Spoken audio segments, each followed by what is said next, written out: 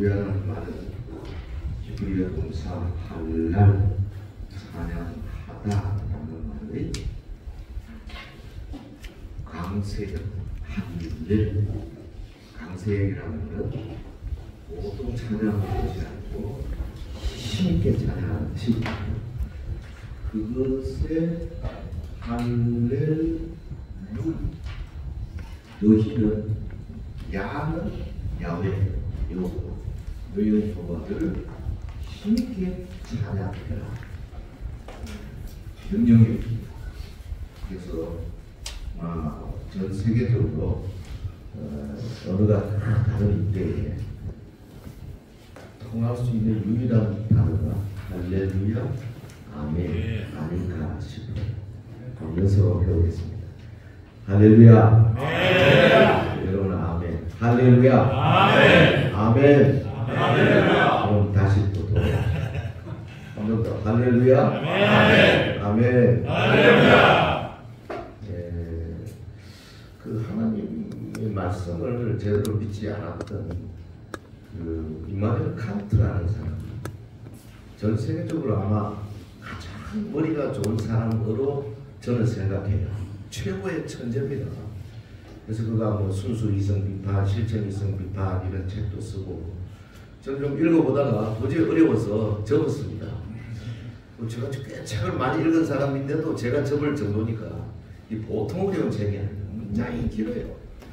중간에 관계대명사 뭐가 있고 수식어가 많고, 나중에 읽다 보면 주어가 뭔지 동사가 뭔지도 모르겠고, 그 인도 유럽형 랭귀지들이 다 그래요. 그런데 이분이 딱 너무 쉬운 말 한마디 한 게 있어요. 이 지구, 온 인류가 최고로 평화롭고 아름답고 행복한 나라가 되려면 세 가지 조건이 필요하다. 첫째, 지구상의 모든 나라가 자유민주주의가 되어야 합니다. 아멘 안 해요. 하나님 말씀은 아니지만 좋은 말이잖아요. 자유민주주의 뜻이 뭐예요? 개인의 자유를 최대한 보장하는 거예요. 개인의 인권을 보장하는 겁니다. 누르는 거 아닙니다. 우리 이 조선 500년 동안에 가장 극악하게 양반 한 3%, 5%가 95%를 노예로 삼았잖아요. 그런 나라 말고 너도 나도 자기의 인권을 존중받으면서 당당하게 무슨 일이든지 할 수 있는 자유민주주의. 그게 모든 나라가 자유민주주의가 되면 전쟁이 없어진다. 왜? 생각해 보십시오. 자유민주주의 두 나라가 전쟁을 할 게 얼마나 어려우냐. 전쟁을 하려면 온 국민이 동의를 해줘야 됩니다. 여기도 온 국민이 동의를 해줘야 됩니다. 어느 나라 국민이 자기 죽는 걸 좋아해서 동의해 주겠습니까? 전쟁이 안 일어나는 거예요. 그럼 어떻게 전쟁이 일어나냐? 전체주의와 자유민주주의가 전쟁이 일어나. 지금 러시아하고 우크라이나하고 전쟁이 왜 일어납니까? 러시아하고 전체주의잖아요. 토탈리테리언이즘 아주 나쁜 거죠. 중국도 전체주의, 북한도 전체주의입니다. 우리가 보통 공산주의라고 그러는데, 공산주의는 자본주의와 비교되는 말이고, 자유민주주의와 대척점에 있는 것은 전체주의예요. 토탈리테리언이즘이에요. 그러니까 이 전체주의는 반드시 전쟁을 일으킬 수밖에 없어요. 왜? 전쟁하면 남는 게 엄청나게 많거든요. 독재자한테. 칸트의 첫 번째, 전 인류가 평화롭게 되려면 모든 나라가 자유민주주의가 되어야 된다. 두 번째, 그 자유민주주의 나라가 완전히 자유롭게 소통해야 된다. 통상도 같이 하고 여행도 하고 문호를 열어서 주고받고 뭐 관세 장벽을 가지고 너무 심하게 하랴. 마치 지금 EU 같은 EU 여러분 가보셨잖아요. 이태리에서 프랑스에서 독일에서 브뤼셀 어디입니까? 저 덴마크 노르웨이 그냥 유로 달러 하나만 가지고 돼요. 예전에 제가 현대 다닐 때 그때는 비즈니스 하기 위해서 많이 다녀봤는데 이태리 가니까 리라로 바꾸죠. 그 스위스 가니까 스위스 프랑으로 바꾸죠. 또 거기서 또 프랑스 가니까 프랑스 또 프랑 바꾸죠. 독일 가니까 마르크로 바꾸죠. 그래서 또 영국 가니까 파운드로 바꾸죠. 아니 이게 도대체 몇 대 몇인지를 알 수 없어가지고요. 한 분은 10배를 손해봐 버렸어. 소수점 하나를 잘못 찍어가지고 계산했죠. 근데 지금은 유로달러로 다 통하는 거고. 일찍이 이마누엘 칸트가, 사실 칸트가 굉장히 오래전 사람이잖아요. 칸트 밑에 세 사람의 거대한 사람이 나와가지고 이 세계를 이렇게 엉망으로 만들었잖아요. 아십니까? 칸트 밑에 최고 전문가, 최고 머리 좋은 사람이 다윈입니다. 지난 그 다음에 칸트 밑에 경제적인 면에서는 칼 마르크스가 있죠. 그 다음에 칸트 밑에 또 정신적인 면에서 누가 있어요? 네, 군복무에 수고하시는 지금은 프로이트가 있잖아요. 그러니까 프로이트, 마르크스, 다윈 요 세 사람이 어디서 왔냐면 이마누엘 칸트에서 왔어요.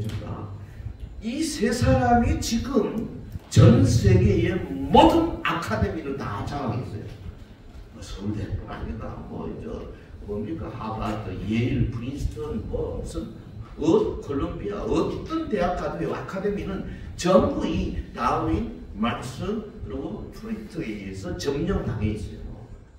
여러분, 정치, 경제, 사회, 문화 모든 우리 인류가 누리고 있는 문명의 그 학문적인 모든 인문학들뿐 아니라 실제로 공학, 의학 다 이게 점령해.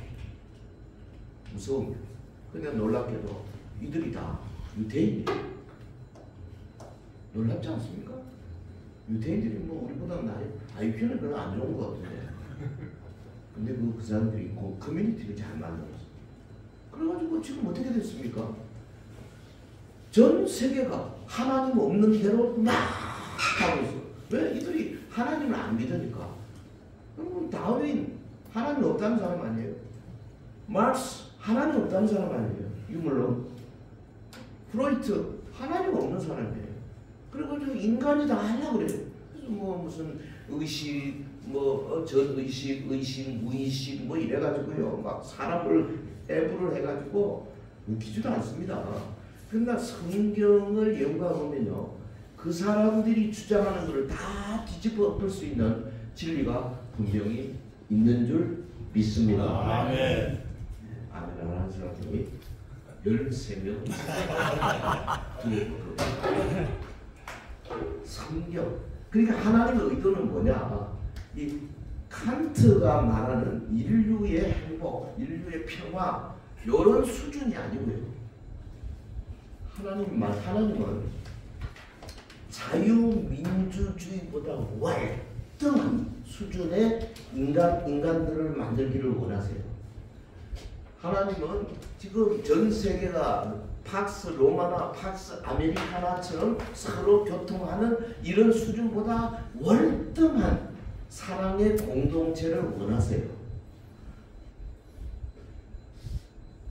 이마누엘 칸트가 말하는 세 가지 중에 지금 두 가지를 말씀드렸고, 한 가지가 뭐냐 하면 이 개인의 자유, 인권, 그 다음에 소통 이런 것들을 누가 혹시 방해하려고 할 때 이거를 제지하고 통제하고 컨트롤할 수 있는 강력한 집단이 있어야 한다.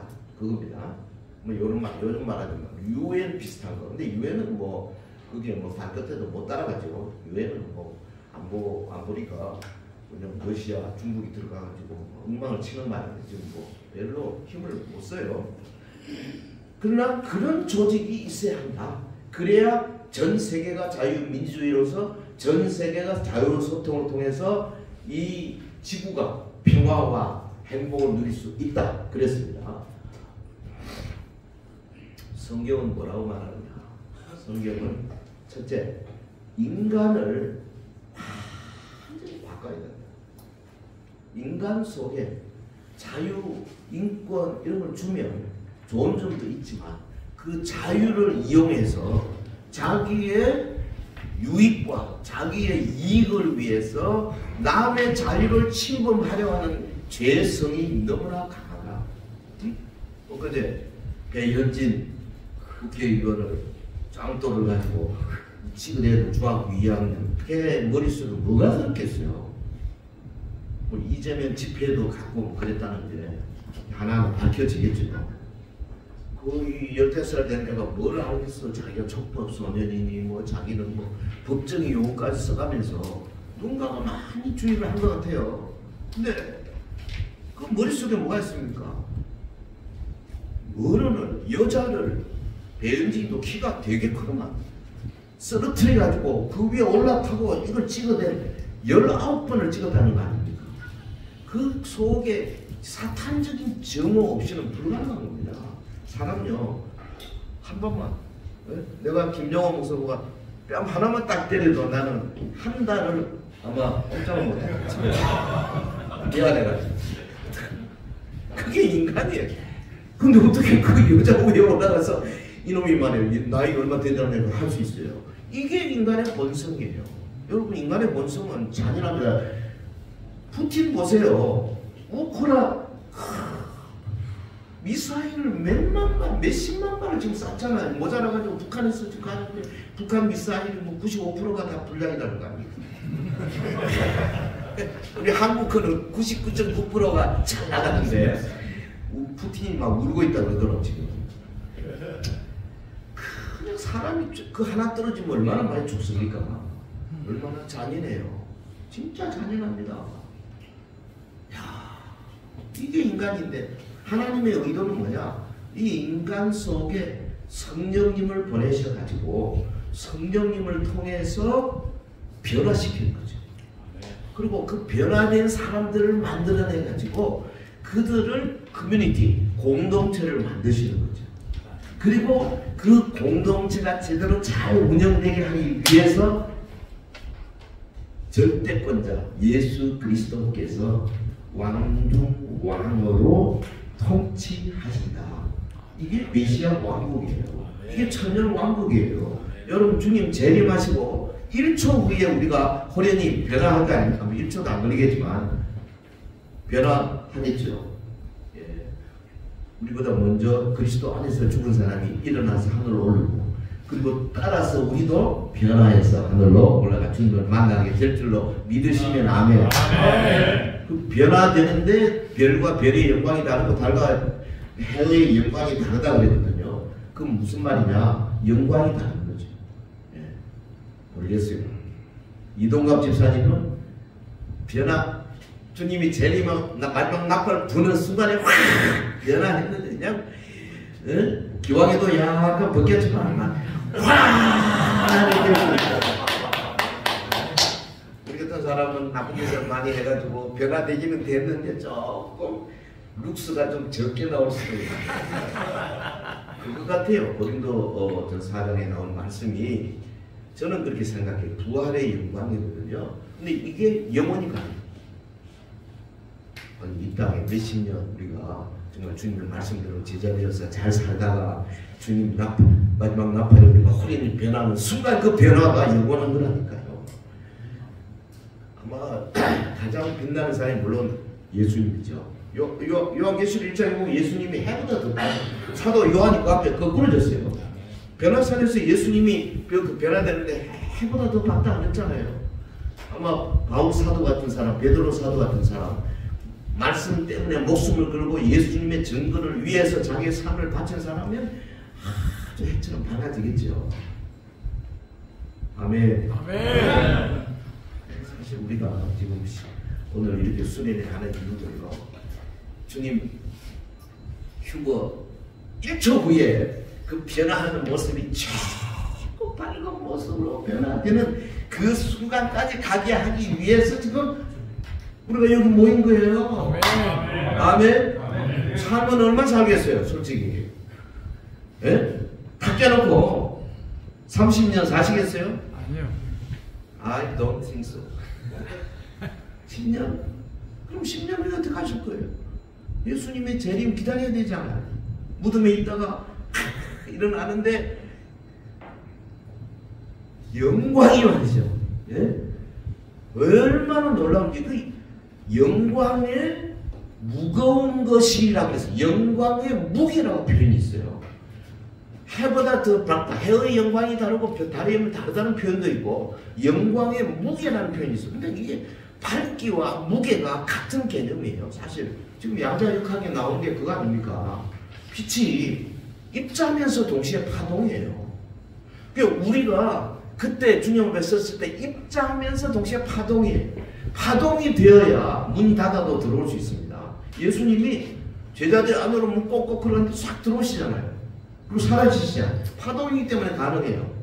그 또 입자예요. 예, 만져보니까 뼈와 살이 있거든요. 우리도 그렇게 될 겁니다. 하나님의 의도는 뭐냐? 이렇게 해서 우리 한 사람 한 사람 변화시켜가지고 전 세계 모든 인류들을 공동체로 모아가지고 절대 주권자인 주님이 영원히 통치하시는 한가운데 거기는 눈물이 없고 거기는 다툼이 없고 거기는 전쟁이 없습니다. 거기는 뭐 옛날 전쟁 무기를 다 농기구로 바꾸는 곳입니다. 거기는 어린아이가 독서울에 손을 넣어도 물리지 않습니다. 거기는 조그마한 염소와 사자가 같이 노는 곳입니다. 하나님께서 그렇게 만드셨어요. 그게 앞으로 주님 오시고 나서 이루어질 영원한 하나님의 나라 메시아 왕국인데 그걸 향해 우리가 가고 있습니다. 그럼 어떻게 하면 이 자유민주주의의 이 가장 핵심되는 한 사람 한 사람이 칸트가 말하는 그 수준 정도가 아니고 성경이 말하는 그 수준으로 쫙 멋지게 성장할 수 있을까? 이게 오늘 주제예요. 따라합시다. 하나님의 의도. 하나님의 의도. 하나님의 의도는요, 크게 말해서 두 가지예요. 이 인류를 확 바꿔놓으려면 첫째, 죄 가운데 빠졌기 때문에 일단 죄 문제 해결해야 돼요.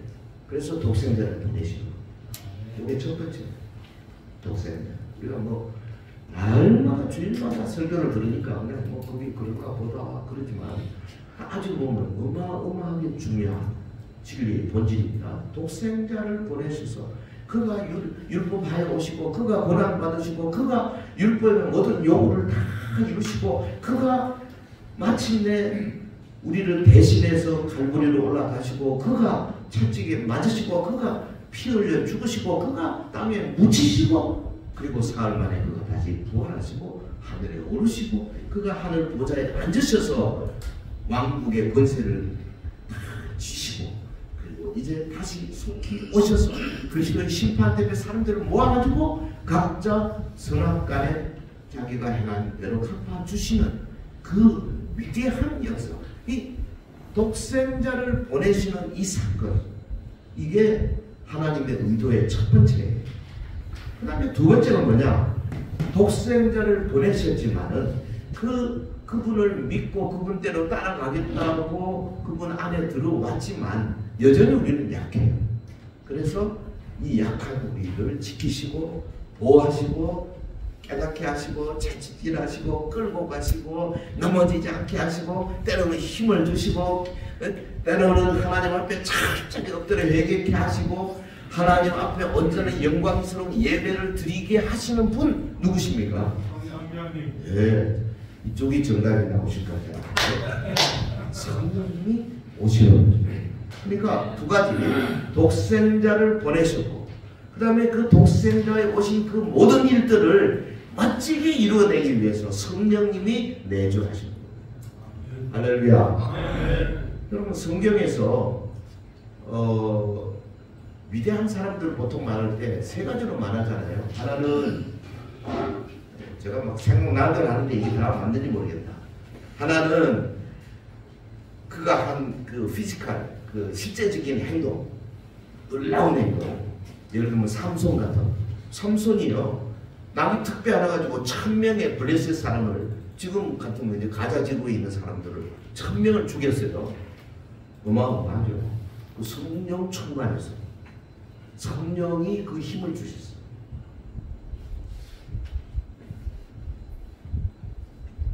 그런데 성령께서 반드시 육체적인 힘만 주시는 게 아니고 성령이 또 뭘 주시냐면 메시지를 주세요. 예언을 하게 하세요. 그럼 성경에 있는 이사야, 예레미야, 에스겔, 다니엘, 호세아, 요엘, 아모스, 오바댜, 요나, 미가, 나훔, 하박국, 스바랴, 학개, 스가랴, 말라기 이 모든 예언자들 속에 성령님이 계시는 거예요. 성령 아니고는 한마디도 할 수 없습니다. 성령으로만이 다윗이 시편 22편을 읊을 수가 있어요. 왜? 1000년 후에 오실 메시아가 십자가에 어떻게 달려서 그 밑에 있는 사람들이 무슨 욕을 할 것인지, 어디를 찌를 것인지 어떻게 알겠습니까? 성령만 보내주시는 거죠. 성령은 육체적인 강력한 이적을 행할 힘도 주시지만 동시에 예언할 능력을 주세요. 또 하나, 성령님이 우리에게 현저하게 보여주시는 것이 뭐냐? What he is. 그가 어떤 사람이냐 하는 겁니다. 자, 구약에서 가장 위대한 성령의 사람, 그 인격, 우리가 본받을 만한 사람, 한 사람 들어보십시오. 누구? 시편을 제일 많이 쓴 사람 누구? 다윗. 예. 다윗이 왜 위대하냐? 다윗도 나머지 많이 했어요. 왕궁에 올라가서 보름달에 보니까 저 밑에 여자가 빨간옷 목욕을 하는데 너무 예뻐. 누군가 알아봐라. 아, 우리아의 아내 바세바입니다. 데리고 가라. 하고 못 잤어요. 근데 애가 들컥 생겼네. 이 큰일 났다. 우리하고 오면 다 들키겠다. 그래서 요압, 그 전쟁터에 싸우고 있는 요압에게 사람을 보내가지고 너 우리아를 전쟁할 때 화살이 비웃지나 제일 앞장 세워서 죽여라. 이거 시킨 대로 해서 우리아를 죽였어요. 여러분 생각해 보세요. 여자 음욕을 품었어요. 7계명이죠. 이웃집 여자를 탐냈어요. 몇 계명? 10계명. 사람을 죽였어요. 몇 계명?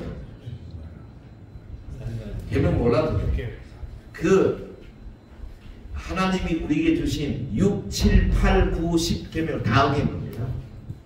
그런데 왜 다윗이 위대하냐? 나단 선지자가 와서 다윗을 꾸짖을 다윗이 어떻게 했습니까? 내가 지금까지 죄악 가운데 태어났으며 내가 모태로부터 죄를 지었나이다. 내가 이 죄를 토설지 아니할 때 내 뼈가 녹는 것 같단 말이야. 시편 51편에 나오잖아요. 주여 내게서 성령을 거두지 마옵소서. 성령이여 떠나지 마옵소서. 다윗이 회개하잖아요. 그러니까 그 말은 다른 말로 하면 다윗 속에 성령님이 충만했다는 거거든요. 성령이 내재하고 있다는 거예요. 이게 다윗의 위대한 점. 자, 한 사람 또 창세기에 누구 있죠? 창세기에 잘못이 죄송합니다. 창세기에 잘못이 하나도 적혀있지 않는 위대한 사람 누구죠? 요셉 속에 하나님의 신이 있었어요. 그건 누가 알았냐? 애굽의 왕 바로가 그걸 알았어요. 저 하나님의 신이 있는 저 사람 외에 누가 우리나라를 통치할 수 있어요? 여러분 성령님이 계시니까 요셉이요 그 어려운 고난을 헤치고 당당하게 당시 중군동의 무서운 이 기근 다 이겨낼 수 있지 않습니까? 그러니까 성경에 보면 하나님의 성령이 내주하는 것만큼 중요한 게 없다니까요.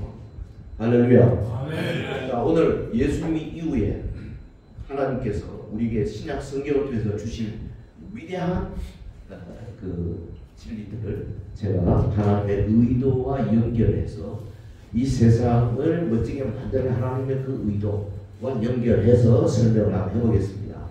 제가요 여기 온다고 이렇게 준비를 많이 했어요. 근데 되게 주어진 시간이 1시간 오늘 뭐 12시 반까지 한다는데 12시쯤 마치려고 노력해 보겠습니다.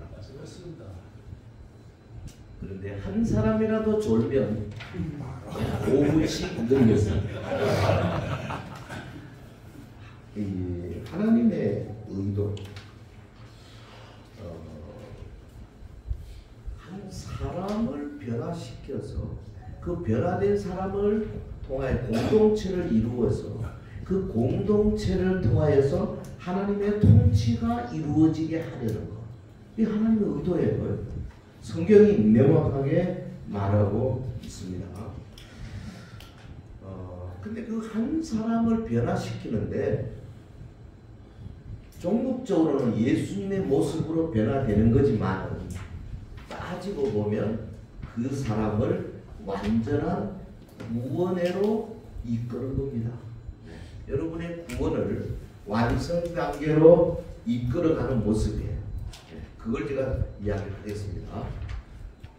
창세전에 하나님께서 에베소 1장에 보면 우리를 선택해놨어요. 우리 장목사님 창세전에 이미 선택돼서 도망가. 아멘. 실컷 도망가다 막판에 잡혀온 사람이 제일 억울하. 일찌감치 따라온 사람이 행복한 거예요. 예. 근데 하나님의 의도는 뭐냐? 선택은 하나님의 영역입니다. 우리가 알 수가 없어요. 제일 먼저 시작하는 것이 부르시는 겁니다. 여러분요, 아까 받은 그 쪽지에다가 요 밑에 많이 있죠. 자, 여기 제목을 뭐라 쓰면 구원의 서점 이렇게 조그맣게 쓰고 구원의 순서 혹은 The Order of Salvation 구원의 서점 하고 그 밑에 1 해가지고 부르심 쓰십시오. 그리고 가로 열고 부르심을 문자로 쓰면 소명, 영어로 쓰면 calling입니다. 소명. 보면 28절, 로마서 8장 28절에 우리가 알거니와 하나님을 사랑하는 자고 그의 뜻대로 부르심을 입은 자들에게는 모든 게 합력의 선을 입다. 하나님의 뜻대로 부르심을 입는다. 그러니까 여기 뭐냐면 우리가 나 불러주세요가 아니고 하나님이 그냥 딱 찍어서 부르신다는 거예요. 하나님 그냥 부르시는 거예요. 부르심에는 두 가지가 있습니다. 외적으로 부르시는 게 있어요. 우리 박영식 회장님 지금 오십니다. 친구가 와서 영식아 교회 가자. 교회 왜 가? 예수 믿어야 돼. 라고 말을 들었으면 일단 외적인 부르심을 받은 겁니다. 외적인 부르심, external call. 하지만 요까지는 받았어요. 요 기받기까지는 받았는데 요게 요 안으로 이 넷까지 들어가냐 안 들어가냐 차이가 납니다. 그냥 버릴 수 있어요. 잊어버릴 수 있어요. 에이 안 가니까 나 가거든. 예수를 믿는 이 주먹을 내 주먹을 믿지. 이러면 엑스터널 콜링으로 끝나는 거예요. 그런데 그래 그거 못 되는데 어쩌고 저쩌고 상당히 그래 가서 말씀도 듣고 찬양도 해봐. 옆에 주변의 사람도 봐. 야 여기 영 다른 세상이네. 이러면서 뭔가 착착하게 젖어 들어와요. 아 내가 이러고 있을 게 아니구나. 하나님이 계시구나. 라는 생각이 들기 시작합니다. 그게 뭐냐? 인터널 콜링, 내적인 부르심이에요.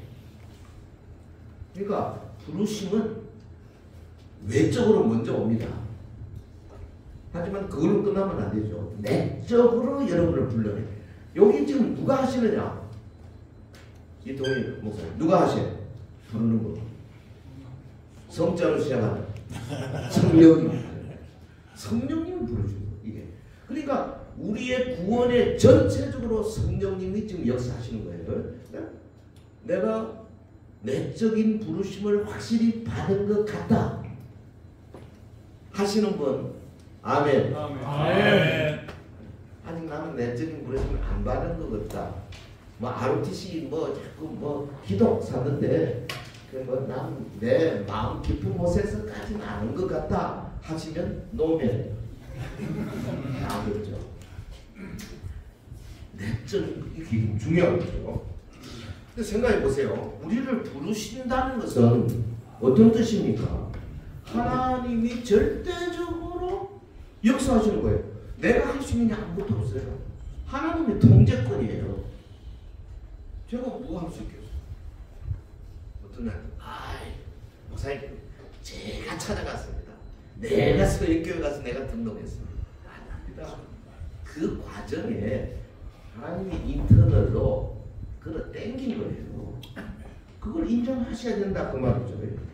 그러니까 이 성령 하나님이 우리의 구원의 전 과정에 직접적으로 역사하시는데 특별히 이 부르심은 우리가 할 게 아무것도 없어요. 그냥 부름 받은 겁니다. 아무개야 나와 예수 믿어. 안 믿으면 너 죽어. 이게 뭔가 그 삶의 그 여러 가지 어려움을 당하면서 외적인 부르심이 내적으로 뚫고 들어오는 어떤 단계가 있는 거죠. 그거는 내가 할 수 있는 게 아니에요. 성령님이 하시는 거다 그 말이죠. 근데 사실은 우리 축복받은 사람이에요. 네? 안 믿는 사람은 절대 야야 너 왜 그러냐 그럴 수 없어. 어쩌다 보니까 내가 그냥 믿게 된 거예요. 따라합시다. 어쩌다가 보니까. 보통 일이 아니라 우리가 감사해야 됩니다. 네? 감사. 자, 하나님이 피조물을 통제하고 계시다는 사실이 이 소명이라고 하는 교리를 딱 보면 명확해집니다. 하나님이 통제하고 있어요. 70억, 80억 인구 가운데 하나님이 통제해서 불러내시는 거예요. 아무도 여기에 대신에 우리 아들 좀 불러주세요. 내가 한다고 하나님이 그렇게 이게 아니에요. 우리는 기도할 뿐이지만 직접적으로 역사하시는 분은 하나님이시다 이거죠. 네. 그러니까 우리가 어떻게 해야 됩니까? 나를 불러주시는 그 하나님의 뜻에 순응하는 것, 네? 그 하나님의 뜻을 따라 행하는 것, 이게 아름다움의 모습이다. 우리로서는 다른 거 없어요. 물론. 그러니까 그게 뭡니까? 순응하기 위해서는 내 속에 안 가려고 하는 여러 가지 요소가 있어요. 그걸 절제시키는 거죠. 절제예요. 여러분 지금 정서적인 문제와 교류를 내가 연결시켜서 심리학적으로 지금 이렇게 설명에 들어가고 있습니다. 이거 꽤 어렵습니다. 정신 바짝 안 차리고 마치고 나서 누구하고 어디 가지 그러면 이미 끝났어요. 그러니까 이 절제력을 동원해 내가 해야 할 거. 그러니까 소명 이러면 하나님 절대적인 통제 내가 거기에 따라가야지. 그래서 내가 절제해야지. 이거. 자 해봅시다. 소명, 하나님의 통제, 순응, 절제. 두 번째, 불러냈습니다. 불러내고 나서 하나 성령님이 뭐 하시느냐? 거듭나게 하십니다. 1번 소명, 2번 중생. 거듭남. born from above, 위로부터 태어난 중생. 거듭남. 굉장히 좋은 단어인데요. 이 시작하는 사람들이 이 단어를 많이 써요. 우리 민주당은 이번 기회에 거듭나야 합니다. 거듭나왔어요. 예수가. 그 단어를 막 써. 성경이 좋은 단어를. 그렇게 하면 거듭나요. 거듭나면 한 번 거듭나는 겁니다. 아멘. 네, 거듭나는 게 이게 어마어마한 축복이에요. 중생. 이거는 뭐냐? 중생이란 성령님께서 인간에게 오셔서 일으키는 마음의 실제적인 변화입니다. 내가 말 잘해야 돼. 자, 다시. 중생이란 성령께서 우리 인간에게 오셔서 일으키시는 우리 마음의 실제적인 변화. 그게 중생. 그러니까 YMCA나 어떤 교양 강좌 같은 데서 듣는 이야기하고는 절대 중생이 안 됩니다. 성령이 오셔서 우리 속에 마음을 변화시키기 위해서는 뭐가 필요해요? 예배가 필요해요. 예배, 찬양, 감사, 그리고 하나님의 말씀의 선포. 아멘. 아멘. 절대적으로 예배가 필요해요. 그럼 교회가 필요해요. 중생. 그게 진짜 중생이에요. 여러분 중생이라고 하는 것을 뭐 대표적으로 보면 요한복음 3장 나오죠. 니고데모 예수님 밤에 조용히 찾아왔죠. 예수님이 하신 말씀이 진실로 내게는 사람이 거듭나지 않으면 하나님 나라 벌써 하나님 나라 들어오지 못한다. 거듭나야 한다. 거듭나야 한다. 이거는 명령형이 아니고 직설법입니다. 인디카티브예요. 직설법. 그러니까 우리 인간에게 절대적으로 필요한 것에 대한 말하자면 선언적인 진술입니다. 거듭난다. 거듭나야 되는 거야. 니 꼭 거듭나야 한다. 그게 아니에요. 인간에게 거듭남이 필요하다. 선언적인 진술이에요. 대한민국은 민주공화국이다. 대한민국은 민주공화국이 되어야 한다. 그게 아니에요. 이미 민주공화국이다. 그리스도인은 거듭난 사람이다. 아멘. 아멘. 근데 제가 보니까 오늘날 교회에서요 중생 교리를 잘 안 가르쳐요. 아 신기해요. 설교에 중생이란 말 잘 안 써요. 목사님들 정신 바짝 차려야 되는데. 그러니까 니고데모가 자신의 거듭남의 원인이 될 수가 없는 거죠. 주님의 말씀은 우리가 위로부터 태어나요. Born from above. 위로부터 태어나야 한다. 그 위가 어딘데요? 성령님으로부터 변화를 받아야 한다. 그거죠. 예? 어느 날 무디 선생이 여러분 알죠? 19세기 최고의 부흥사 그 구두 공을 하다가 은혜 받아가지고 어딥니까 맨하탄의 그 월스트리트 그거를 지나가다가 막 성령 받아가지고 그것을 거꾸로 이제 아이고 그만 주십시오 죽겠습니다 뭐 이런 사람이에요. 너무 성령 많이 받아. 무디 글 쓴 거 보면 개발 세발과 진짜 문장이 엉망이에요. 그런데 무디가 설교하면 막 1000명, 10,000명 막 바꾸어지는 거예요. 희한하죠. 성령님이 막 무디의 말을 가지고 역사하시는 거예요. 무디가 그랬어요. 어느 날 기자들이 무디 선생에게 그 자기 일생에 그 간단한 기사를 좀 써줄 수 있겠습니까? 그랬더니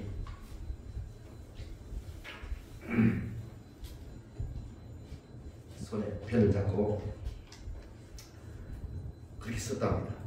드와이트 L. 무디 육신으로는 1837년 출생, 영적으로는 1856년 출생. 언제 육신이 죽을 것인지 모르나 내 영혼은 영원히 산다. 그게 끝이에요. 자기 자서전. 나 이 사람 존경합니다. 이 정도 돼야 돼요. 미친 사람이 아닙니다. 수십만의 영혼을 건진 사람이에요. 근데 그가 그렇게 할 수 있는 이유는 뭐냐면 이 머릿속에 그걸 꽉 차 있는 거예요. 사람은 거듭나야. 거듭남이 중요하다. 성령으로 거듭나야. 그래서 내 메시지를 통해서 오늘도 거듭남의 역사가 성령님 막 일어나게 하옵소서. 죽고 나서 조지 휘필드도 그렇게 살았어요. 웨슬리도 그렇게 살아.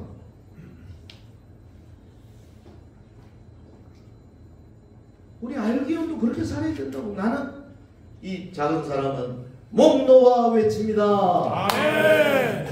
아멘 하는 사람. 그래야 됩니다.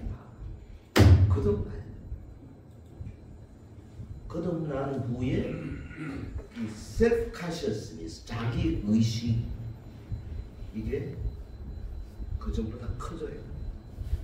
그러니까 내가 거듭나고 나면 뺄 수도 없고 그러면 이거죠.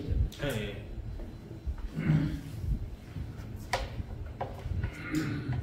하나 둘 이게 거듭나고 나면요 내 마음의 변화가 와가지고 뭔가 자기를 바라보는 의식이 더 늘고 커져요. 그 세상을 바라보는 눈이 밝아진다. 자기도 모르게. 그리고 성경을 보면 성경 구절구절이 그전보다 훨씬 더 쏙쏙 들어오게 돼요.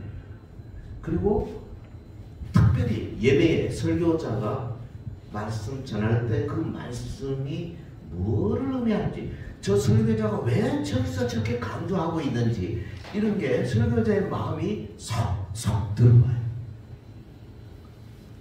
그 전에 똑같은 설교라도 잘 못 느꼈던 게 실감이 나기 시작하고, 그게 때로는 꿈도 꾸게 돼요. 이게 이제 거듭나게 되면 이러한 영적인 영역이 자꾸만 늘어가는 거예요. 아멘. 그거요, 여러분 체험하셔야 돼요. 제가 뭐 그냥 특강으로 하는 거 아닙니다. 내가 뭐 특강으로 이 고생해가지고 내가 준비하겠어요. 이 특강이 아니에요. 저는 그냥 삶이에요, 삶. 영적인 싸움이에요. 죽느냐 사느냐예요, 지금 이게. 알기언이 사느냐 죽느냐예요. 여러분, 알기언이 거듭난 사람으로 가득 차지 않고는 내일이 없습니다. 아무리 뭐 조직을 잘하고 아무리 무슨 뭐 이벤트를 많이 하고 해도 그거요. 세상에 이벤트 많이 하는 단체가 한두 개니까 수백만 개 있잖아요. 근데 하나님께서 뽑으신 기독이라는 단어를 쓰는, 그리고 정말 각 교회 모든 교단에서 뽑혀 올라오신 분들, 대한민국에 그래도 짧게나마 혹은 어떤 사람은 오랫동안 국방을 위해 수고한 분들, 그 하나로 모아질 수 있는 어떤 그 분모를 공약수를 갖고 있는 분들, 이분들을 세워서 뭔가 하나님이 하시려고 하는데, 여러분, 임마누엘 칸트까지, 하나님도 없다는 사람까지도 이 사람의 그 개인의 이 공통적인 걸 그렇게 강조했는데, 하나님이 성령으로 우리를 하나되게 하시고 한 몸 되게 하시고 여러분 변화시켜서 한 가치관으로 무장시키지 않고 무슨 일을 하겠어요? 그 인간의 일밖에 안 되죠. 중생. 그러니까 중생에서 시작된 변화는 그 자기 자신에 관해서 주저없이 주님 앞에 개방할 수 있는 수준까지 가게 됩니다. 그러니까 과거에는 꽁꽁 묶어가지고 주님 앞에 말을 잘 안 해요. 그러다가 중생하면 마음의 변화가 오지 않아요. 자기 의식이 생기잖아요. 그래가지고 주여, 내가 이런 놈입니다. 다른 사람에게까지는 못 가르치는데 하나님께는 자기를 드러내는데 상당한 용기를 갖추는 거죠. 중생해야 합니다. 중생 외에는 다른 길이 없습니다. 중생하지 않은 사람이 천국 갈 사람은 한 명도 없습니다. 절대 없습니다. 몇십 년 교회를 사는 사람, 그 아무 상관없습니다. 내가 장로다, 집사다, 목사다, 권사다, 아무 상관없습니다. 중생해야 합니다. 위로부터 거듭나야 합니다. 성령에 의해서 변화되어야 합니다. 열려야 합니다. 그래서 나도 모르게 눈을 딱 뜨면서 아버지 이렇게 부를 수 있는, 하나님 아버지를 가깝게 느껴지는 이 마음의 상태가 되어진단 말이죠. 중생하게 되면. 안 믿는 사람 보고 하나님 아버지라고 한 번만 해봐라. 내가 저녁 사줄게. 절대 못합니다. 하고 나서 킥킥거립니다. 이상해서. 우리는 우리 속에 하나님 아버지라 부를 수 있는 얼마든지 능력이 있잖아요. 첫 번째는 뭐예요? 하나님의 구원의 계획 첫 번째 소명, 부르심. 두 번째는 중생, 거듭나. 소명에는 하나님의 통제, 그리고 내가 절제해야 되겠구나. 중생에는 내가 하나님 앞에 더욱더 열린 마음을 가지고 내 자신을 자각해야 되겠구나. 자기를 셀프 컨셔스니스, 자기를 의식하는 이 능력. 중생하면은 내가 나를 얼마나 느끼고 있냐 생각하시라는 말이에요. 자, 세 번째. 그러면 중생 다음에 오는 게 뭐냐? 돌이킴입니다. 한자말로 회심입니다. 해볼까요? 회심.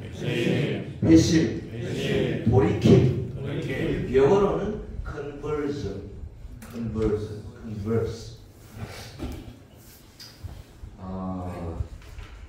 이 돌이킴은 한마디로 말하면 두 가지인데, 돌이킴은 내가 지금 죄를 짓고 있잖아요.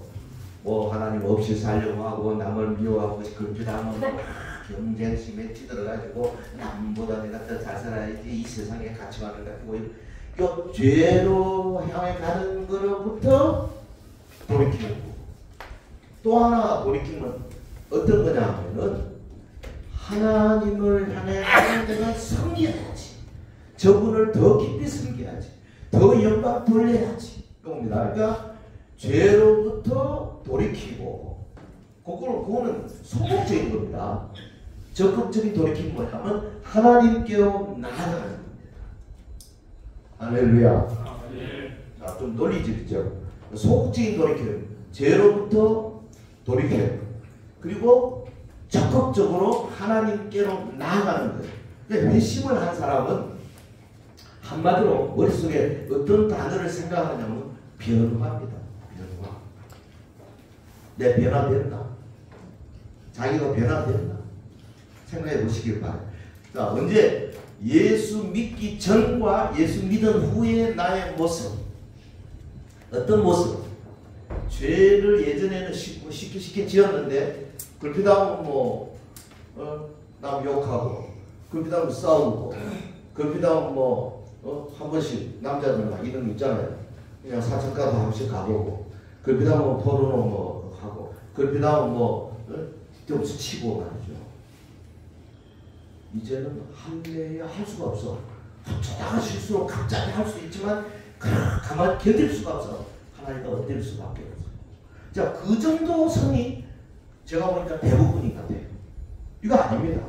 회심은 뭐냐면 거기에서 내가 어떻게 하면 하나님을 더 잘 섬기냐, 어떻게 하면 하나님께 영광을 더 돌리냐, 어떻게 하면 하나님 이름을 더 멋지게 만드냐, 내 삶을 통해서 하나님 나라가 어떻게 하면 더 확장되고 하나님 나라가 더 어떻게 번성하느냐, 이쪽입니다.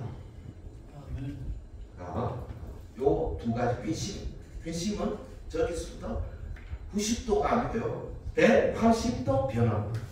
큰 벌써. 또 이거는 돌이키는데 내 혼자 못 돌이킵니다. 하나님이 도와주셔야 돼요. 근데 동시에 내가 간도해야 돼요.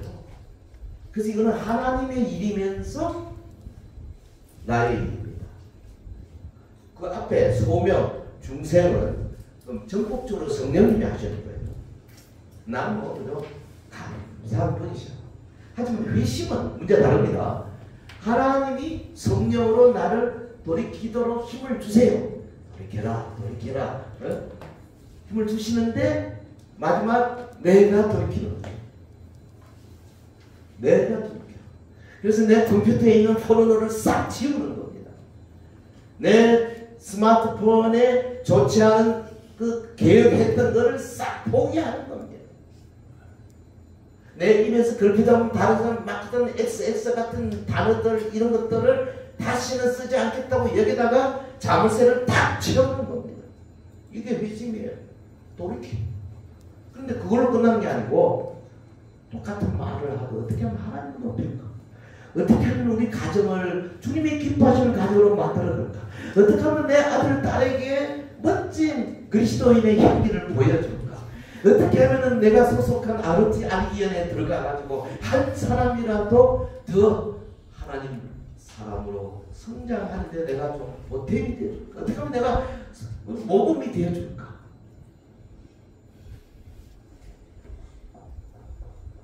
회심. 나는 생각해 회심한 것 없다. 나는 확실히 회심했다. 90도 말고요. 180도까지. 나는 확실히 회심했다.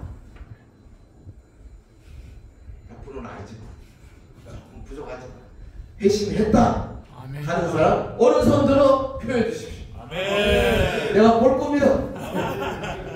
좋습니다. 농담삼아 해봐요. 속으로 생각하세요. 이건 죽느냐 사느냐입니다. 이거 지금 하나님의 의도가 이 우리 인간 세상을 멋진 나라로 만드시기 위해서 지금도 막 다듬고 계세요. 한 명 한 명을 다듬어서 멋지게 만들려고 하는데 이 과정이 불러내시고 중생시켜서 그 다음에 중생하고 난 다음에 네 마음의 의식이 변화가 왔잖아. 그래 이제는 결단해 끊어. 회심하도록 성령이 역사하세요. 그래서 내가 다 끊고 그러면 안 되지. 더 좋은 데로 가야지. 교회 맡은 일이 뭐야? 오늘 맡은 일이 뭐냐고 안돼야? 그러면 1시간 전에 가야지. 10분 전에 가가지고 아무리 다 끝났어. 근데 사장 내원이지.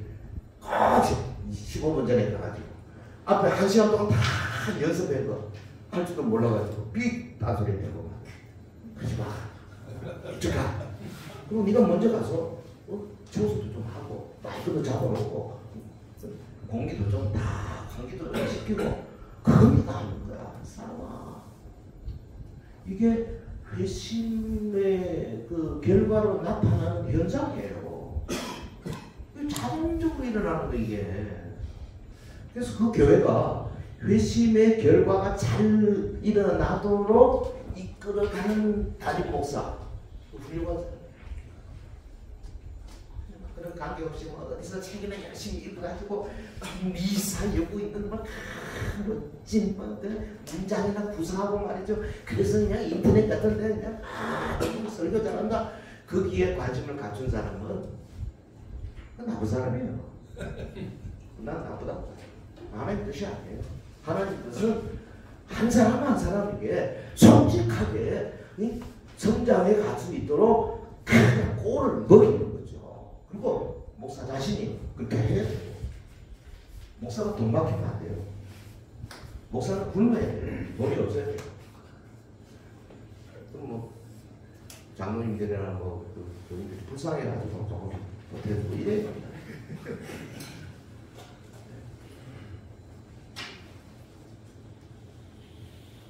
그래요. 솔직히 제가 그랬어요. 그러니까 저는 순전히 남몰래 저는 손에 비해서 살았어요. 공부는 꽤 큰 교회였지만 보통 다른 그 규모의 교회 공부보다 한 30% 정도 적었었어요. 내가 오히려 원했고. 왜? 충분히 먹고 사는데 뭘 못하는 거예요. 이야, 하나님이요. 까마귀 통해가지고 계속 물어주는 거예요. 여러분 모르죠? 진짜 놀랍습니다. 그걸 통해서 은혜가 얼마나 있는지 아십니까? 그런 세계에서 살아야 된다. 목회자는요, 옷도 없어야 돼요, 사실. 한두 벌인데, 저기 하나밖에 없어요. 지금 옛날 거 이제 너무 크다는 거죠. 욕심이 없어야 된다고 말해요. 차고요. 아무거나 하면 되지. 꼭 고수인가? 그러니까 그 성도들에게 회심의 모습을 조금이라도 더 보여주기 위해서 목회자가 희생해야 되는 거죠. 그런 거 가지고 자기 아들한테 고향 불러주려고 그러고 이렇게 하면서 성도들의 마음을 아프게 함으로 회심의 효과를 반감시키는 거 안 해야 된다. 뭐 그게 죄냐 안 죄냐 그건 나중에 문제. 그렇습니다. 뭐 담배 피우는 게 죄입니까? 난 죄 아니라고 생각합니다. 하지만 여러분 찬송하면서 담배 피우면 되겠어요? 여러분 누가 다 당장 쪼가리지. 다른 사람이 싫어하면 안 하는 거죠. 그런 수준에서 높은 수준에 살아야 된다고 봐요. 우리 너무 율법적이잖아요. 이 회심이라는 그런 건 율법이 아니에요. 성령께서 자연스럽게 변화시켜가요. 회심하면 무슨 단어가 생각나야 된다고요? 회심? 변화. 근데 이게 사람의 사역이면서 동시에 하나님의 사역이라고 그랬어요. 회심. 그러니까 회심을 배울 때 우리에게 무슨 소망이 생기냐면 나도 변할 수 있다. 이런 소망이 생겨요. 나도 변할 수 있다. 그러니까 어느 정도 변하냐. 구조적인 기본 성격까지 바뀔 수 있습니다. 일반 심리학에서는 저도 뭐 심리학을 전공했습니다만 일반 심리학에서는요 성격 못 바꾼다고 합니다. 근데 회심에서 바뀌어요. 네. 정말 바뀌어버려요. 그건 뭐 성령님이 하셔야 되죠. 그럼 솔로몬 보세요. 하나님의 성령이 강력하게 역사하니까 솔로몬이 어떻게 됐어요? 최고 지혜로운 자가 됐죠. 근데 나중 말년에 어떻게 됐어요? 솔로몬 성령이 떠나니까 어떻게 됐어요? 뭔가 이방인한테 그냥 아이고. 그래가지고 결국은 르호보암 통해가지고 남북으로 이스라엘이 짜냈잖아요. 그리고 마지막에 가슴을 치면서 전도서 쓰면서 헛되다. 그 늙어가지고 쓴 거 아니에요. 성령님이 계실 때는 이 갑니다. 변화가 돼. 근데 성령이 떠나면 그냥 흐물어져. 그래서 우리는 하여튼 소명부터 시작해서 계속 성령님의 인도를 받아야 돼. 중생, 회심, 성령 충만, 성령 충만, 성령 충만. 아멘. 아멘. 안 되겠다. 성령 충만. 세 번만. 오른손 주먹 쥐고 시작. 성령 충만, 성령 충만, 성령 충만. 요 줄이 제일 잘. 한 번만. 요 줄만. 시작. 성령 충만, 성령 충만, 성령 충만. 할렐루야. 그냥 하는 게 아니고요. 가슴 속에다가 집을 넣으시라고요. 예. 자, 회심. 그 회심한 사람들에게 이제 우리 믿음이 들어오거든요. 믿음 없이는 회심이 아니잖아요. 그럼 이제 성령께서 우리 속에 믿음이 들어앉는 걸 딱 보시고 무슨 단계를 그 다음에 주시느냐. 예. 몇 번째죠? 네 번째. 의롭다 하심. 한자말로 칭의 이렇게 됩니다. 의롭다 하심, 칭의. 영어로는 justification, justify, 의롭다 하심, 칭의. 이거는 성경에만 있는 단어입니다. 의롭다 할 수 있는 사람은 하나님 외에는 아무도 없어요. 왜? 하나님만이 의로우신 분이기 때문에 그렇습니다. 그 30절에 또 미리 정하신 그들을 또한 부르시고 부르신 그들을 또한 의롭다 하시고 그랬거든요. 예. 사실은요, 칭의, 의롭다 하신 것과 그 다음에 나오는 입양, 양자 사건, 이거는 동일한 사건입니다. 동전에 이쪽으로 보면 칭의, 이쪽으로 보면 입양, 양자는 같은 거예요.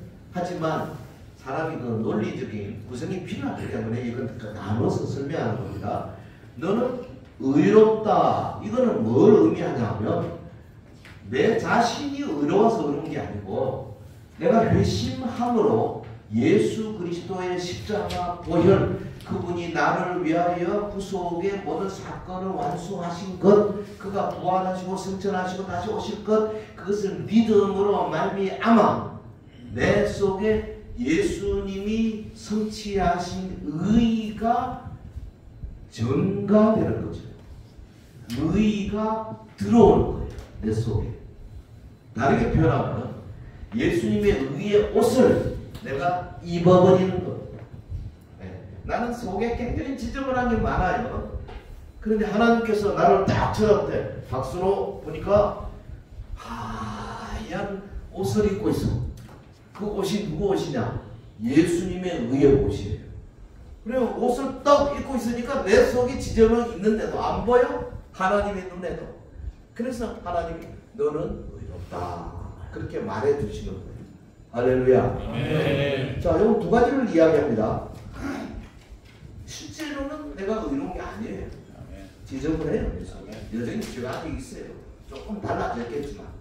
그러나 하나님이 볼 때는 예수님의 의로 딱 감싸고 있기 때문에 하나님이 우리를 정죄하시지를 않으신다. 아멘. 하나님이 정죄 안 하면 누가 우리를 정죄할 수 있어요? 마귀는 우리를 정죄합니다. 야, 네가 그러고도 집사냐? 집사라 그래, 막 월화수목금토 그따위로 살면서 네가 막 무슨 이렇게 집사를 할 수 있어? 마귀는 우리 속에 참소해요. 그런데 예수님께서 무슨 소리 하고 있어?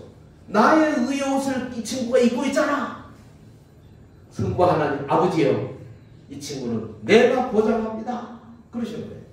할렐루야. 아멘. 그래서 우리가 의롭게 되는 거예요. 여러분, 의롭게 되지 않은 사람은 한 사람도 천국에 못 갑니다. 아니에요.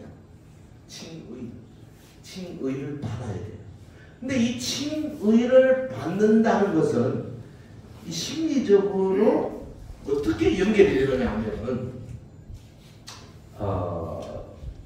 우리 속에 죄책감으로부터 자유롭게 된다는 의미예요. 이 죄책감과 연결됩니다. 칭의는. 사람이 죄를 지어놓으면 죄책감이라는 게 있어요. 영어로는 guilt feeling이라고 그러죠. 죄책감이 무서운 겁니다. 죄책감이 있는 사람은 절대 행복할 수 없습니다. 죄책감 있는 사람은 절대 하나님이 주시는 평강을 누릴 수 없습니다. 죄책감 가지고는 물론 뭐 어디 놀러 가고 막 정신없이 할 때는 잠깐 잊어버릴 수 있지만 또 지정신 돌아오면 또 죄책감이 나를 억누릅니다. 그래서 죄책감이 쌓이면 어떻게 돼? 불안해집니다. 그 쌓이면 어떻게 돼? 분노가 일어납니다. 그래서 성질 잘 부린 사람들, 두세 마디 해서 부리는 사람들은 대부분 죄책감이 많아서 그래요. 이거를 성령께서 칭의, 너는 의롭다 하심으로 말미암아 이 죄책감을 싹 도려내버리는 거죠. 할렐루야. 은혜를 굉장히 크게 받으면요, 죄책감으로 인해서 불면증이고 죄책감으로 분노하고 죄책감으로 막 다른 사람들이 밀어주는 이런 모습이요, 싹 사라지거나 혹은 아주 작아지거나 이렇게 됩니다. 그럼 현저하게 자기가 느낄 수 있어요. 칭의란 단어와 연결되는 건 죄책감. 죄책감을 없애줘요. 죄책감에는 참된 죄책감이 있고 거짓된 죄책감이 있어요. 거짓된 죄책감은 주로 일반 사회에서 쓰는 죄책감입니다. 심리학적인 죄책감. 그래가지고 무슨 음악 치료, 모래 치료, 미술 치료 이래가지고 어떻게 해볼래 하는 거 다 대상이 거짓된 죄책감이에요. 그래서 사도 바울이 뭐라 그러냐면 이 세상의 근심은 결국은 멸망한다. 그러나 참된 근심은 구원에 이르게 한다. 그러니까 참된 죄책감은 어떤 거냐면 하나님의 말씀에 대해서 내가 죄인입니다. 내가 주님의 말씀을 어겼습니다. 이게 참된 죄책감이에요. 그 참된 죄책감은 결국 우리를 어디로 인도하냐? 갈보리 십자가로 인도해요. 그래서 회개하게 되고 다시 한번 자기를 돌이키게 되고 주님의 칭의를 받아내게 된다. 그래서 이 거짓된 죄책감과 참된 죄책감을 구분할 줄 알아야 되는데 이 세상의 학문은 다 거짓된 죄책감을 가지고 책을 쓰고 뭐 책이 이렇습니다. 보면 이 성경적인 문제하고는 상당히 차이가 나타나요. 자,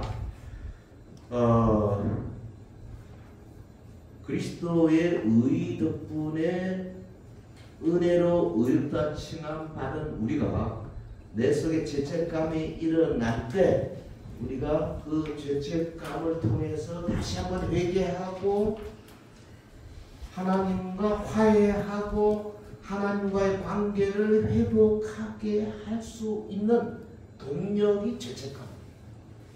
그럼 이 죄책감이 필요한 거죠. 뭐에 대한 죄책감? 하나님의 말씀으로부터 깨닫는 죄책감. 그러니까 설교는 뭐냐? 오늘 모인 성도들에게 하나님의 말씀을 던져서 그 말씀에 부딪혀가지고 죄책감이 들게 하므로 죄책감을 통해서 하나님 앞에 회개하고 돌이키도록 만드는 것이 설교예요. 아멘. 할렐루야. 아멘. 근데 요즘 설교들 보면요, 그런 거 아니에요. 심리적으로 사람이 우울한 걸 어떻게 해결할 수 있느냐, 요다운 소리를 많이 해요. 인간관계를 뭐 어떻게 하냐, 그거는 다 쓸데없는 겁니다. 그거 정말로 뭐 교양적으로 필요할지 모르지만요, 이 영적인 문제, 사느냐 죽느냐 하는 문제는요, 그거 가지고 안 돼요. 하나님의 말씀에 대한 죄책감, 이게 진짜거든요. 좀 한번 묻고 싶어요. 여러분 과연 하나님의 성경을 읽다가 혹은 설교 말씀을 듣다가 그 하나님의 순수한 말씀 앞에 얻어맞고 엎어져가지고 1시간, 2시간 몸부림치면서 회개의 눈물을 쏟아본 적이 도대체 언제입니까?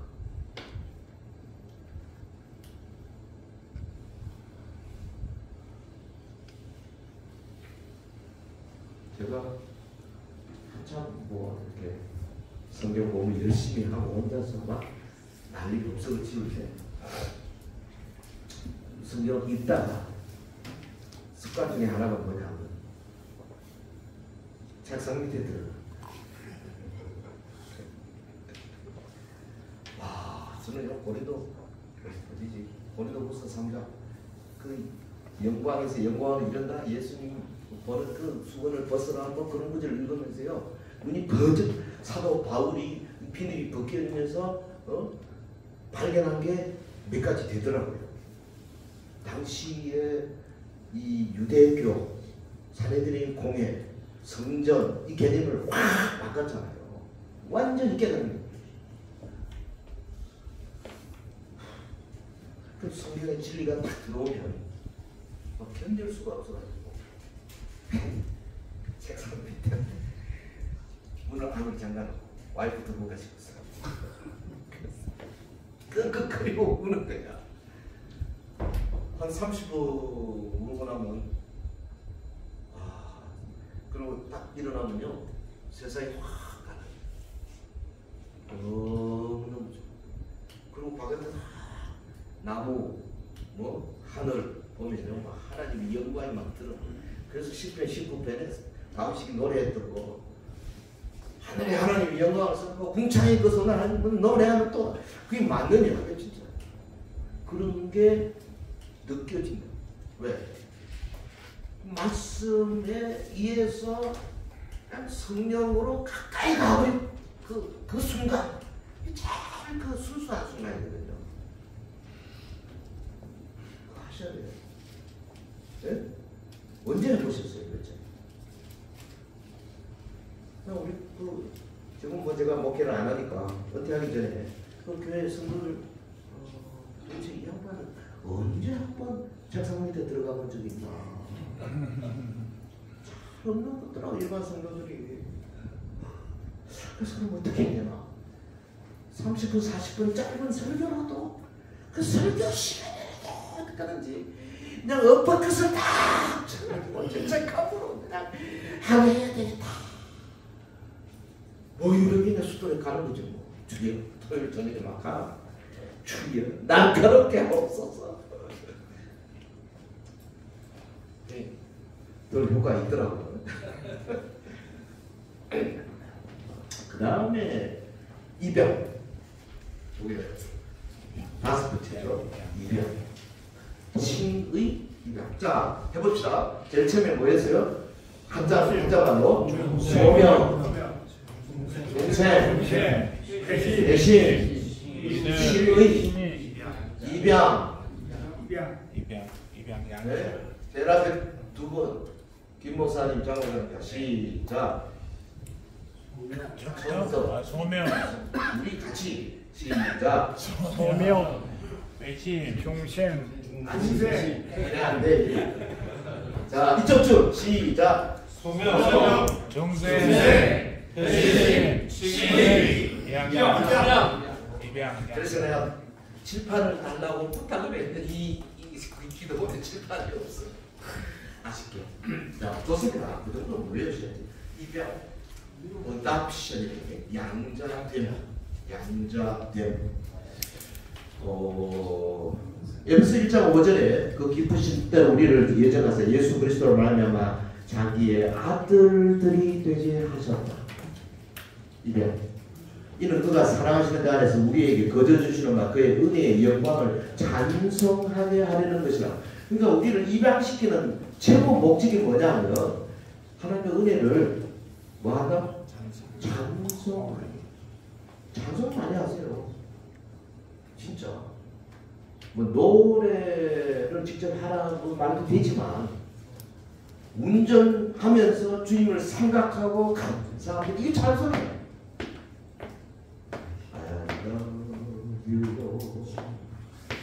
이 찬송이에요.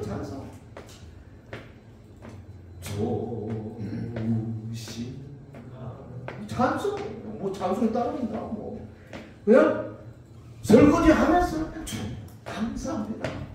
아들 딸 주셔서 감사. 이게 찬송이에요. 여러분 길을 가면서 나무를 보고 야 주님 이 천하 만물에 이렇게 아름답게 주셨습니다. 찬송. 우리를 입양시켜 주신 목적이 찬송하게 하려는 것입니다. 하루 24시간 가운데 내 삶의 찬송에 해당되는 이런 잘 몰랐어. 찬송에 일기수배는 아니고 이성철 17기네. 찬송에 해당되는 시간이 하루 몇 프로쯤 되는 것 같아요. 보니까 적당히. 그건 좀 심한데. 그래도 한 5%, 10%인데, 그죠? 네.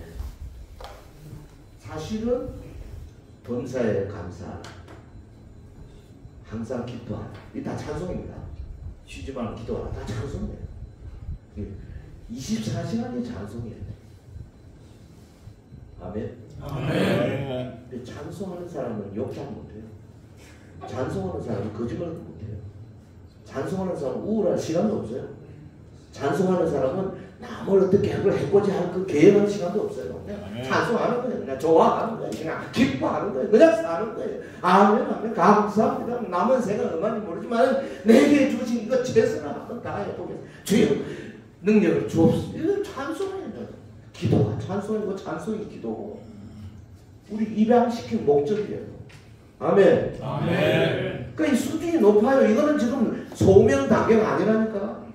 이거 어디까지 왔는데 입양이에요. 입양. 자녀 회심해서 벌써 내가 같이 있잖아요. 하나님과 이 입양도요. 하나님이 하시지만 입양에 대한 감사 찬송 내가 해야 되는 거예요. 뭐 찬송 안 한다고 입양을 뭐 제 호적에서 빼라 그러지는 않습니다. 하지만 그건 당연한 우리의 의무잖아요. 그래서 사실은요 입양을 통해서 우리가 누리는 게 뭐냐면 하나님의 자녀가 되었다는 하나님의 패밀리의 멤버가 되었다는 소속감입니다. 따라하죠. 소속감.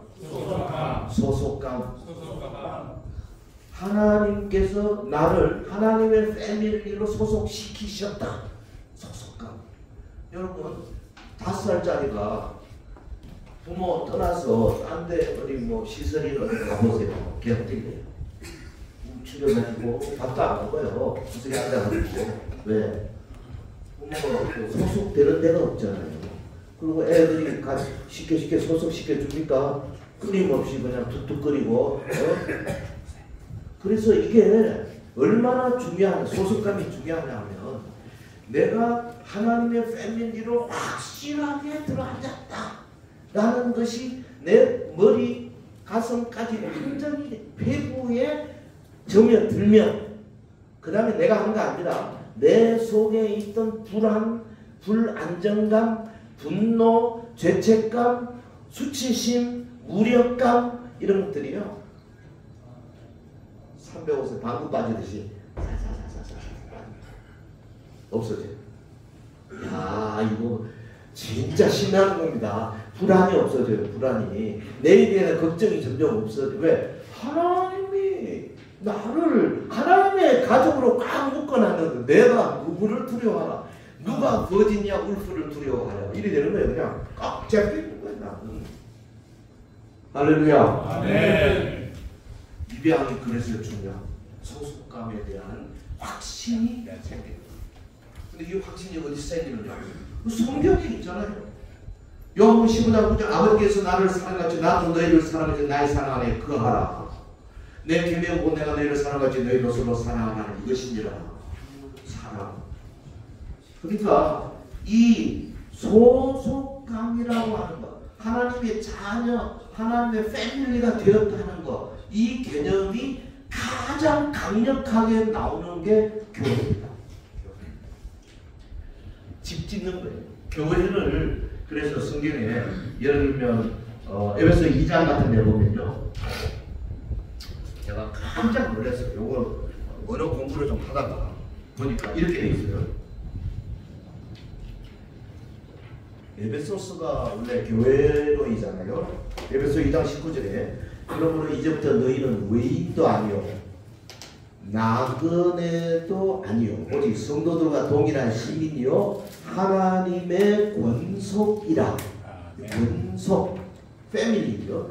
이 권속이 헬라말로 OIKO입니다. 오이코스, OIKO이 뭐 같은 말입니다. 자, 너희는 사도들과 선지자 터위에 세우심을 입었다. 이건 뭐냐면 오이코도 메센테스. 이것도 오이코스라는 단어가 안에 싹 들어가 있어요. 세우심을 입었다. 오이코스. 그 다음에 그리스도 예수께서 친히 모퉁이돌이 되셨느니라. 그의 안에서 건물마다 건물이 오이코돔에 제가 지금 뭐만 하고 있냐면 오이코스라는 단어가 교회 안에 얼마나 쨍 박혀 있는가를 말하고 있는 겁니다. 한 절 안에 지금 하나, 둘, 셋 주 안에서 성령이 되고 너희도 성령 안에서 하나님이 거하실 처소 카트 오이케 테리온 요도 처소 되기 위하여 그리스도 예수 안에서 함께 지어져 가느니라. 순 오이코도 메이스테. 아니 사도 바울이요 에베소 2장 19절 20절 요 짧은 구조에 5번 6번씩 오이코스 단어를 쓴다고요. 이게 뭔지 아십니까? 패밀리. 교회는 패밀리다. 교회는 공동체다. 교회는 나눌 수 없다. 교회는 너와 나와 산이다. 아멘. 그래서 교회에서 뭐 해야 돼요? 피를 나눠야 돼요. 성창을 나눠야 돼요. 성창이 함부로 하는 거 아닙니다. 떡을 나눌 때 교회에서 하는 거예요. 공동체가 하는 거예요. 저는 알기형이 그 정도 공동체가 될 수 있는 자격이 있다고 감히 생각합니다. 아멘. 아는 사람이 7명. 공동체 되셔야 된다니까. 여기 지금 왜 왔어요? 공동체를 만들기 위해서 온 거 아니에요? 그 공동체는 하나가 있어야 돼요. 예수 그리스도, 성령, 요 아주 큰 줄기를 붙들어야 됩니다. 거기에 구원의 도리를 확실히 잡아야 돼요. 나를 부르셨다. 나를 거듭나게 하셨다. 나를 돌이키셨다. 그리고 나를 의롭다 하셨다. 나를 양자 삼으셨다. 아멘? 아멘. 이게 이 알기언이 이렇게 꽉 잡혀 있어야 된다 이거예요. 이거 없는 사람은 사실은 알기언에 뭐 오는 거는 봐줄 수 있지만 솔직한 멤버를 볼 수가 없어요. 그 펜실베니아 클라이드 목사 제가 만났었는데 오래전에 이 사람 셀 처치 하는 사람이에요. 자기 교회가 5개예요. 그래서 매주 돌아가면서 설교합니다. 5지요. 그래가지고 뭐 2달에 한 번씩 함께 모이는 게 있대. 그 자기는 그 각 교회마다 그 셀을 조그맣게 만들어가지고 셀을 운영한대요. 그래서 자기 교인 숫자 셀 때 셀의 숫자를 센대요. 셀에 몇 명이 오늘 왔다. 그게 전체 숫자예요. 그냥 물어봤어요. 만약에 그 셀 참석을 안 하고 셀은 해봐야 뭐 5, 6명, 6, 7명이거든요. 셀 안 하고 뭐 200명, 300명 되는 그 컨그리게이션에 가서 예배 드리는 사람을 어떻게 하죠? What do you call that kind of member? 그러니까 그 사람 뭐라 그래요? Pastor Park. They are visitors. They are visitors. 그들은 방문자입니다. 방문자 중에 장로도 있어요.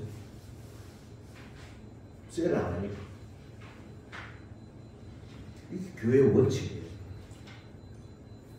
아, 무서워요. 나누라 이거예요.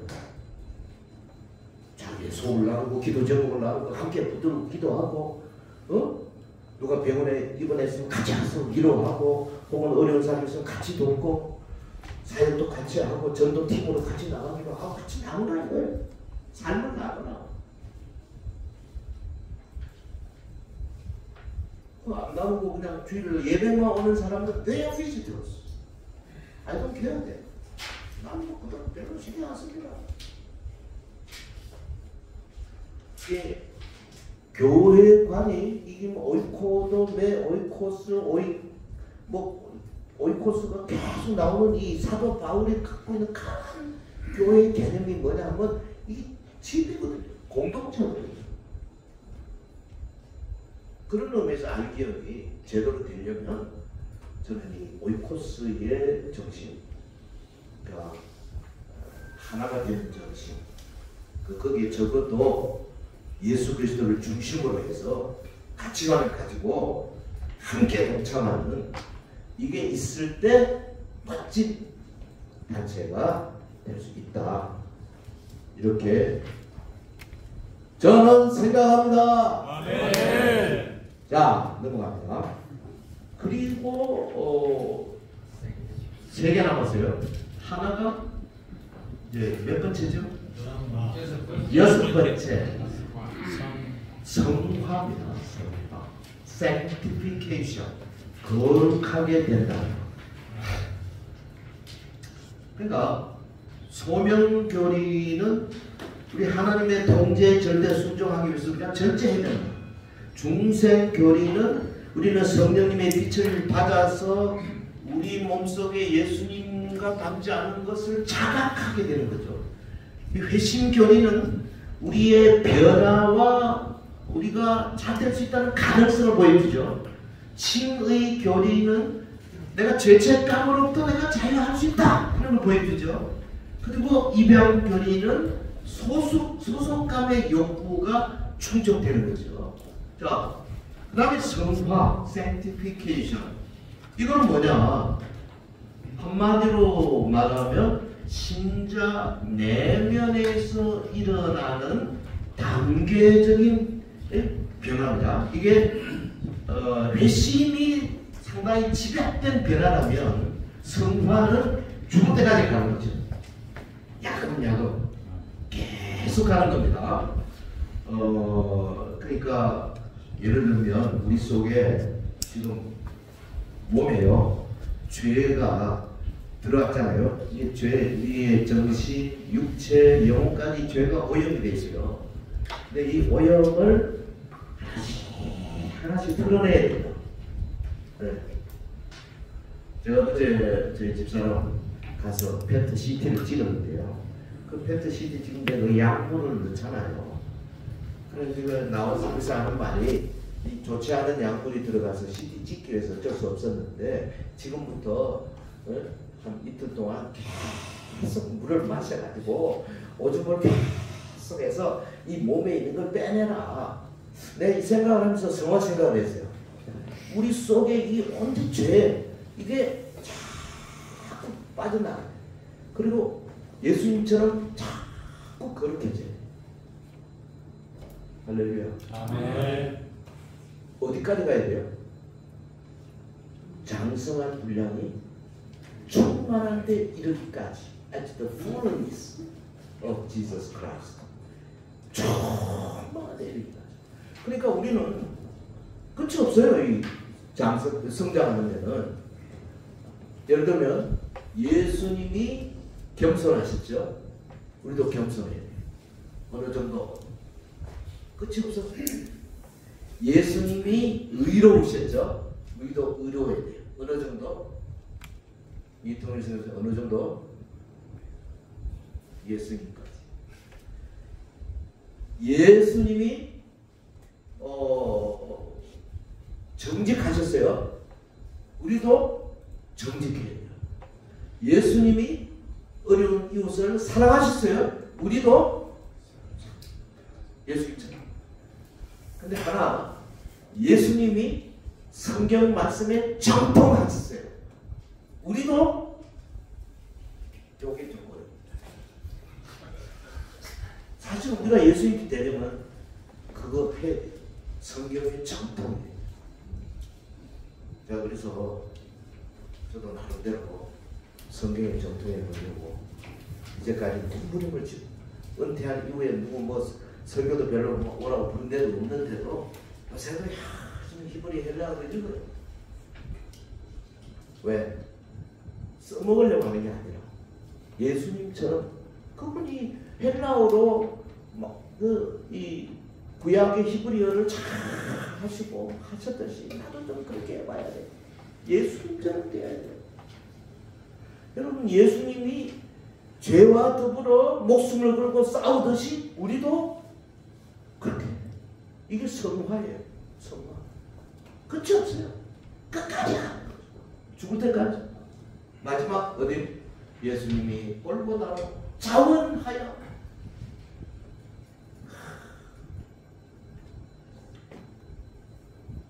아무도 가라고 하지도 않는 제자들도 가지 말고 땡기는데 휘저 나 이러더라. 그러고 그냥 자원하여 골고다로 그 백빛 죽음의 현장으로 가신 거다. 우리도 사실 예수님이 그렇게 따라가려고 몸을 쳐야죠. 그게 뭐 각자 다 다르지만 어떤 형편으로든지 그게 성화예요. 다음 그 성화도요. 아까 회심처럼 하나님이 우리를 거룩하게 만드십니다. 동시에 우리의 힘, 우리의 일이에요. 내가 해야 돼요. 내가 해야 돼요. 매일 말씀 읽고 매일 기도하고 매일 찬양하고 매일 전도하고 매일 교제하고 영적인 교제. 시간을 아끼고. 아니 식당에서 시덥지 않은 소리로 메시하지 않는 사람 보면 나 좀 낙해요. 하루 24시간밖에 안 되는데 왜 저러고 놀고 있나. 뭔가를 해야지. 하나님의 영광을 위해서. 이게 성화의 모습이에요. 시덥지 않은 전화통 대화를 너무 오래 하지 마십시오. 그 시간이면 성경을 읽어. 그리고 기도하고 혹은 나보다 어려운 사람이 있으면 가서 위로하고 도와줄 것 찾고 남은 생애 우리 몇 년 살았어요? 살아봐야 되고 그 전에 주님 오실 수도 있고. 성화. 그러니까 성화 교리는요 우리에게 뭘 요구합니까? 성장을 요구합니다. growth. 성화, 성장. 응? 어떻습니까? 자, 김희진 장애 한번 지금 1년, 지금으로부터 1년 전에 김희진과 2024년 1월에 김희진 어떻습니까? 성장에 네, 성장했습니다. 지금 가파른 성장에 그림을 그리고 있습니까? 그렇지 않으면 윤석열 지지율처럼 이러고 있습니다. 좀 우리 가파르게 올라가야 되겠네. 성장. 이건 끝이 없어요. 왜? 목사님 만나서 성장했습니다. 그리스도의 장성한 분량이 충만한 데까지 가야 되기 때문에 끝이 없어요. 사도 바울이 그랬지 않습니까? 빌립보 3장에 야 말리지 마라. 나는 앞에 있는 저 표대를 향하여 그 주님이 그 끝에 가서 나에게 주실 그 상급을 바라보고 I press on 엑셀런트 받는다. 나는 간다. 달려간다. 야, 이 자세 좋잖아요. 앞에 있는 걸 잡기 위해서 press on이다. 나는 엑셀런트 받는다. 달려간다. 뭐 여기저기 구경하고 커피 하나 뽑아 먹고 천천히 뭐 아이고 뭐 세월이 뭐 먹나 뭐 이러면서 그러지 말고 하루하루를 아까워하면서 예수님처럼 닮아가려고 하는 알기연의 모든 멤버들 할렐루야. 아멘. 자, 그 다음에 일곱 번째 다음에 뭐죠? 견인. 또 다르게 표현하면 인내, 성도의 견인이거든요. 영어로는 perseverance, 견인. 견인은요 모든 성도들을 끝까지 지킬 그거 아닙니다. 그 착각하면 안 돼요. 참 신자의 견인교리는 뭐냐면 참된 신앙을 소유한 사람들은 믿음을 전적으로 잃어버리지 않고 또 마침내 잃어버리거나 그렇지도 않는다. 왜? 성령께서 참 신앙을 가진 사람을 계속 끌고 가시기 때문에. 그렇다고 해서 가만히 있는데 나를 그냥 와 그러고 그게 아니고요. 야금 성령께서 나를 끌고 가세요. 그래 걱정하지 마시라. 다 맡기십시오. 참 신앙을 가진 성도를 끝까지 끌고 가신다. 네. 그렇기 때문에 우리가 해야 될 게 뭡니까? 아까 성화에서는 성장에 내가 성장하고 있는가를 봐야 되는데 견인에서는 내가 뭘 생각해야 됩니까? 네. 그렇습니다. 거룩함이 있네. 내가 좀 부족해도 성령이 도와주시니까 참아야지. 내가 욕을 좀 얻어먹더라도 주님 나와 함께 하시니 내가 참아야지. 인내입니다. 그래서 마지막까지 갈 수 있는 그 인내. 그러므로 형제들아 더욱 힘써 너희 부르심과 택하심을 굳게 하라. 하나님께서 일부러요 견인 교리를 잘 알게 하기 위해서 가끔씩 뭘 주시냐 갈등을 주시고요 어려움을 주세요. 광약기를 주신다. 네. 여러분 어려움이 오죠. 누구나 어려움. 난 지난 2년 동안 저희 와이프가 림프종 때문에 사실 거의 24시간 붙어 있어야 할 정도로 다리 힘이 없어가지고 화장실까지 갔다가 얼마나 무거운지요. 내가 힘이 없는 줄 그때 알았어요. 난 옛날에 그냥 업고 다녔었는데 어림도 없어. 내가 없다 앞으로 엎어졌어요. 그 2년을 하면서요. 왕년에 내가 목회한답시고 뭐 와이프 놔두고 내 마음대로 돌아다니고 모든 건 나 막 여자 막 함부로 무시하고 막 빨리 끝나라고 12시에 점심 식사 12시 반이라고 하니라고 또 바꿨네요. 그렇게 해서 2년을 하면서 제가 어마어마하게 변했어요. 와 2년이라는 기간이요. 그러면서 제가 새 생각도 다 했어요. 그리고 뭐 설교 클리닉도 어려운 시간 꺼내가지고 막 계산해서 내일 되겠나 안 되겠나 하고 막 이래가지고 했는데요. 결과적으로 보면 하나님께서 저한테 축복을 많이 주셨습니다. 성도의 결혼. 그래서 제가 오늘 이 주제를 그냥 뭐 주제를 주신 거 아니거든요. 이 주제를 가지고 나온 것도 역습 출발하는 거예요. 저는 알기연의 이 주제가 꼭 필요하다고 생각합니다. 자, 시간이 갔으니까요. 끝까지 끌고 가는 견인. 그 다음에 마지막이 영화. 영화, 글로리피케이션. 글로리피케이션. 영화. 영화는 사실 성화의 마지막 결론 지점에서 예수님이 재림하면서 싹 바뀌는 거죠. 그런데 똑같이 다 바뀐다면 좀 억울할 것 같아요. 그렇잖아요. 사도 바울같이 수십 년 힘들게 고난 속에서 복음 전하는 사람하고 예수님 옆에 십자가에 달려있다가 예수요 나 좀 봐주세요 한마디 하고 똑같으면 좀 은폐하잖아요. 근데 영광이 다르다면 이게 정확하게 우리 제가 속해 있는 교단에서는 함부로 말을 안 합니다만 저는 개인적으로 그렇게 생각해요. 해의 영광이 다르고 달의 영광이 다르고 별과 별의 영광이 다르다고 생각해요. 부활의 영광이 다른 겁니다. 그래서 성화 단계가 예수님처럼 많이 닮아간 사람은 그 순간에 확 바뀔 때 룩스가 꽤 많을 거예요. 광채가. 근데 밑바닥에서 헤매다가 구원 받기를 받았는데 바뀌겠죠. 좀 다르지 않을까요? 영호 목사님, 그죠? 그렇다고 생각해요. 영화. 그런데 우리 다 휴거 때 순식간에 바뀔 겁니다. 그리고 예수 그리스도의 심판대 앞에 서서 우리의 몸으로 따라 행한 것을 받을 겁니다.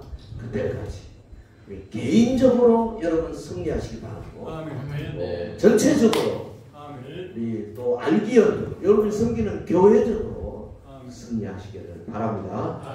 마지막으로 한 번만 더 처음부터 한번 딱 외우겠습니다. 제일 처음에 뭐죠? 소명, 중생, 회심, 지의, 기량, 성화, 견인, 영화. 기도합시다. 하나님 아버지 감사합니다.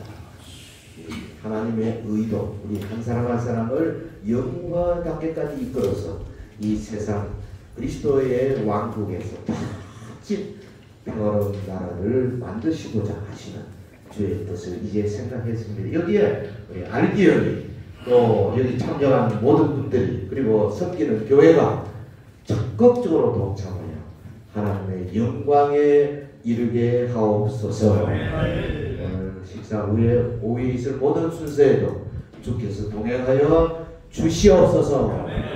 예수님 이름으로 기도하옵나이다. 아멘.